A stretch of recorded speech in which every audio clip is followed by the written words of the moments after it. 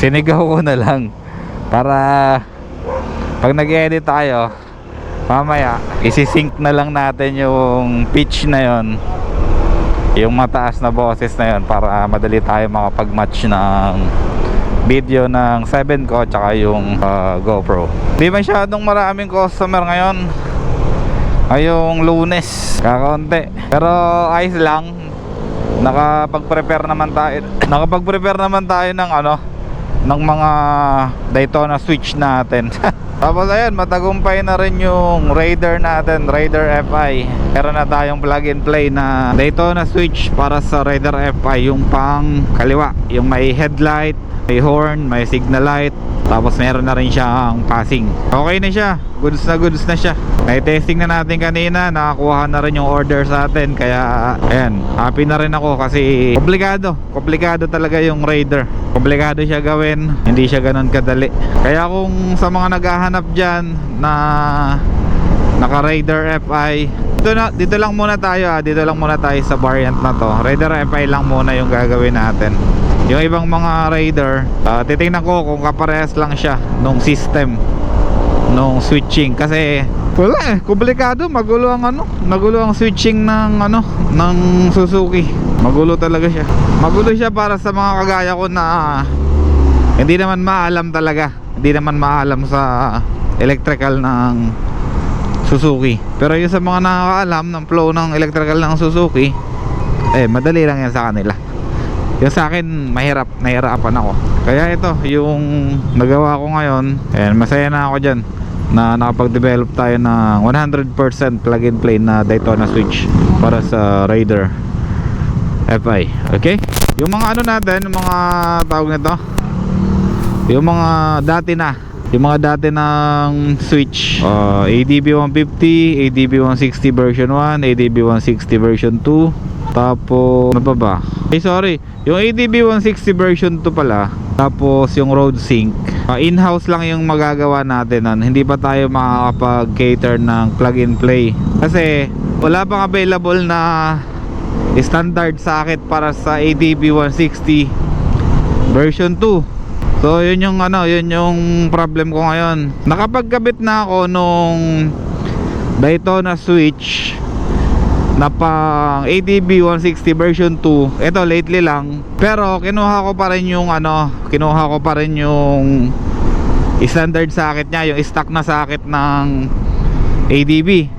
Meaning yung stock na switch mo, hindi mo na magagamit yon kasi pinutol ko na yung yung mga socket niya. So hindi na talaga siya magagamit. Pero kung kukunin mo ulit yung socket na pinutol mo, magagamit pa rin. Kaya lang yung wire iiksi na ng iiksi gawa nung pagdudugtong. Nag-check ako sa online, sa ibang mga platform, kung may makukuha akong socket na kagaya nung sa pang ADB version 2, ADB 160 version 2. Wala pa. Kaya taste lang muna tayo. Mga magpapakabit ng Daytona, in-house lang magagawa natin kasi hindi pa siya 100% plug and play. So basta pag sinabi kong 100% plug and play, 100% plug and play. Ngayon kung sinabi kong hindi pa siya 100%, hindi pa siya 100%. Sinok ako. Tapos may nakikipagtalo kasi sa akin sa sa TikTok yata to, about sa Daytona switch na pang Aerox version 3 standard. Okay, ang pag-usapan natin Aerox version 3 standard. Yung Aerox version 3 standard, makakapag plug and play na tayo dyan. Okay, makakapag plug and play na tayo. I-double check ko na lang yung switch nya. Baka may na-miss ako, baka may nakaligtaan ako. I-double check ko kung plug and play nga ba yung ginagawa ko or hindi. Kasi syempre pakinggan din natin yung comment ng iba. Kaya try natin. Minsan kasi baka napapagalo-halo ko na yung utak ko, baka nalilito na rin ako. Titingnan ko na lang din, i-double check ko. Tapos balikan ko yung mga nagko-comment sa akin nang hindi daw plug and play yung yung Aerox version 3. Tingnan natin para ma-clarify natin yan. I-check ko ulit kay Motobeast Yung motor niya kasi bumili siya ng bagong motor, Aerox version 3 na standard version. Tingnan natin kung ano, tingnan natin kung tama yung ano ko, tama yung computation ko. Computation no.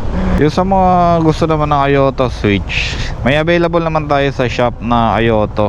So mag PM lang din kayo para ma-reserve sa inyo yung mga pyesa kasi yung Ayoto natin sobrang limited lang nun. I-modify na rin natin, gagawin na rin natin yung ginagawa natin sa Daytona. Pare-parehas na.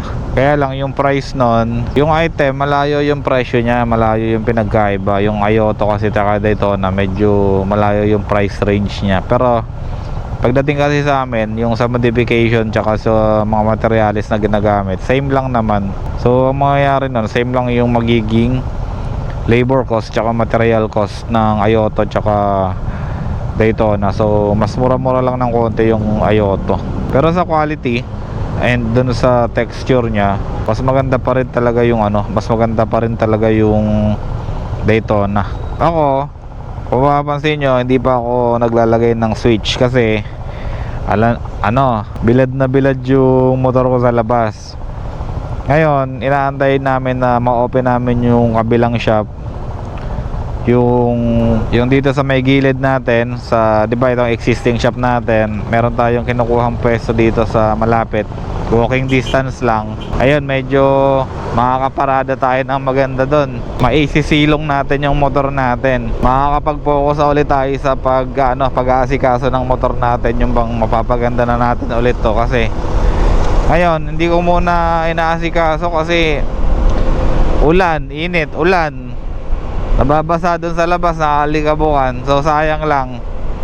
Actually, may nasayang na akong dito pyesa. Ito, yung mga nandito, yung mga namumuting pairings niya, yung mga inner pairings niya.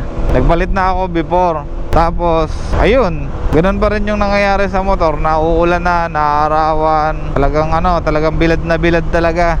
So ang nangyayari, naluluto yung mga plastic natin. Sabi ko, kung magpapalit man ako ulit ng bago, kailangan maisisilong ko na yung motor para hindi naman masayang yung upgrade natin. Tingnan nyo yung nangyayari sa motor ko. Namumuti siya. Ito, namumuti. Namumuti. Tapos ito, namumutuin na rin. Yung dashcam ko nga, umaangat na yung screen, no? Gawa nang nabibilad. Pati yung mga ilaw ko, ayan namumuti na rin yan. Puting-puti na. Pangit na ng kulay ng motor natin, lalo na dito. Puting-puti na. Tapos ayan, nakikita nyo, itong sa ilalim, yung bracket na to, stainless yan. Pero yung mirror adapter, hindi siya stainless. So ang gagawin natin dyan, papalitan natin ng aluminum or powder coated.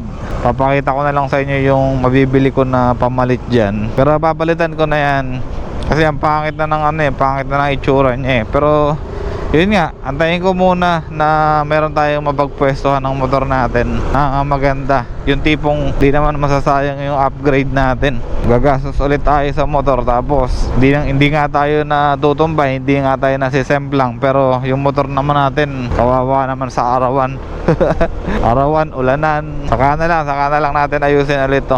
Kasi yung mga ibang nag-upgrade talaga ng motor, syempre alagang-alaga talaga yan. Hindi yan basta-basta, hindi yung mga pyesa niyan. Yung mga pyesa niyan, hindi naman yan mumurahin lang. Lalo na yung Daytona switch, hindi naman mumurahin lang yan. Para pabayaan lang natin diyan sa arawan.